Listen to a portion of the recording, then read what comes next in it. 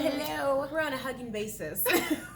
We go kind of way back to last year sometime when you were in studio with us, and then we run into each other in Walmart like We're on the other same month. We are. Yes, it's the place to be. So here's the thing. I told Danyelle, I'm not going to ask you what you think of Northwest Arkansas, because that question is worn out. If you guys want to hear the answer, go Google it, because you've answered it plenty of times. Once or twice. Yeah. She's here, still here. She must like it, okay? We'll leave it at that. But you guys are all moms out there. I'm a mom, you're a mom. So let's talk about some things that maybe we can all relate to. You do have is Mariah 10? Yeah, she just turned 10. And then you are a stepmom as well. Yes. And of course, Coach Musselman is your husband. So let's start out with the fact that you would consider yourself a stay-at-home mom. Yes.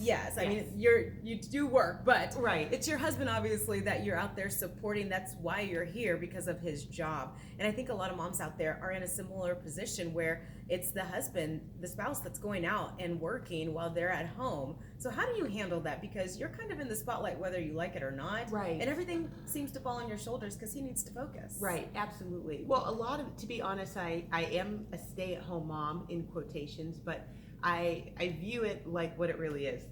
Every day's different, but every day I'm working. Right. And it was funny. I just had friends in town, and we have a great movie theater room, and they're like, "Oh, I would just be here luxuriating on a Wednesday." And I'm like, "If only I could do that, my life would be great." But no, I just view it like I do have a job, but that job changes every single day. Yeah. And I just, not supporting just my husband, but I kind of feel like representative for the whole community, for a whole state almost. So and I enjoy that. Right. And so you've got Mariah at home, and she's in the spotlight as well. How does she like that?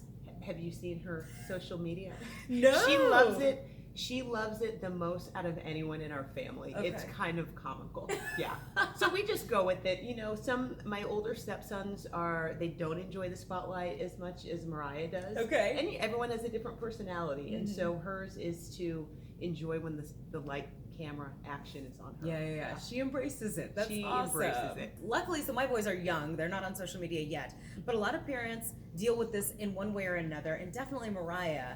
When it comes to the Razorbacks doing great, there's a whole lot of love in the air. Right. But like any fan base, when their team's not doing well, they start to not love them so much and let it be known, which is unfortunate. You guys understand that's part of the gig. Right. But how does that affect Mariah? Has she experienced any kind of bullying or anything like that? As far as the online stuff, no, because she does have a Twitter account, but she's not the one that runs the Twitter account. My husband's office actually runs the Twitter account. Oh, wow. I probably shouldn't unveil that secret. But so she's not on Twitter and she's not on Instagram. So she does not see all that stuff, the good, bad, the otherwise. Mm-hmm. And I was a sports anchor for a lot of years.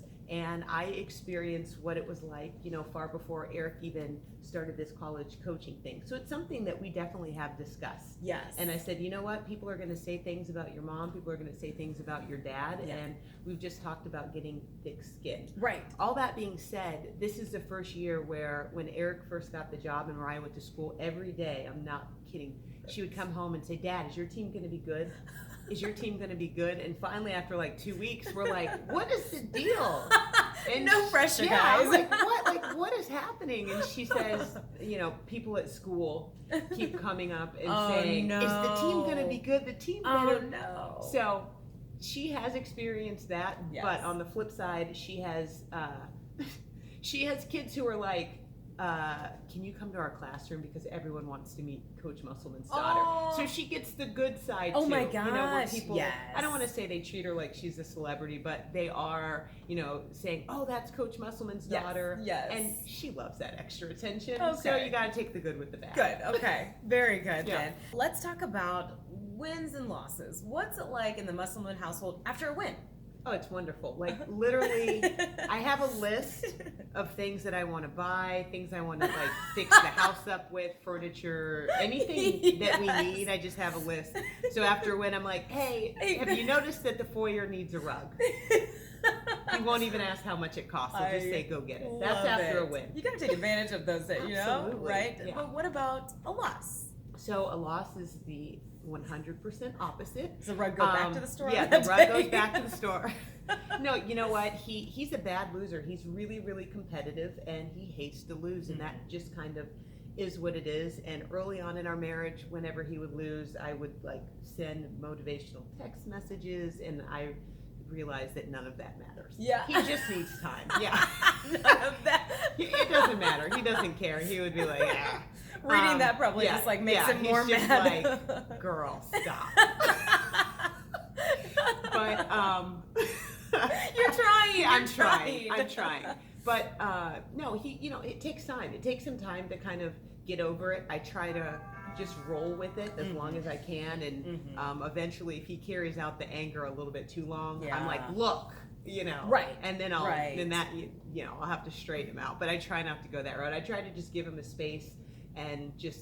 I bet the fans, maybe a smidge, are actually excited to hear that that's how he takes a loss. Oh, he's not going home to have a steak dinner and just brush it off. It literally destroys our household. Oh, If that makes anyone Don't you feel take better. comfort in that? Yeah, it destroys our household. It is almost like a death. We've been together a long time.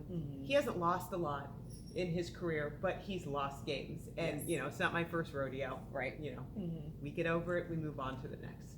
Eventually. Thank you so much, Danyelle. So Robert from the Stadium Shop here is going to be hooking up our moms. So do you ever use? Awesome. I know, a casserole dish carrier. No, I have two of these at home. Use one of these. And this is not for you, Danyelle. Well, are there more available? He does sell them here, yes, of course. But we're going to be hooking you up. I have one of these. That's I actually awesome. love them, and you might think you don't need this, but tailgating season or going to a friend's house, you can keep them hot or cold, and we're going to hook you guys up. So I didn't ask you, what is something you have not found yet here in Northwest Arkansas? Oh, actually, you know what? My daughter and I were discussing this morning. We have not found a sushi restaurant that we love. So. All right.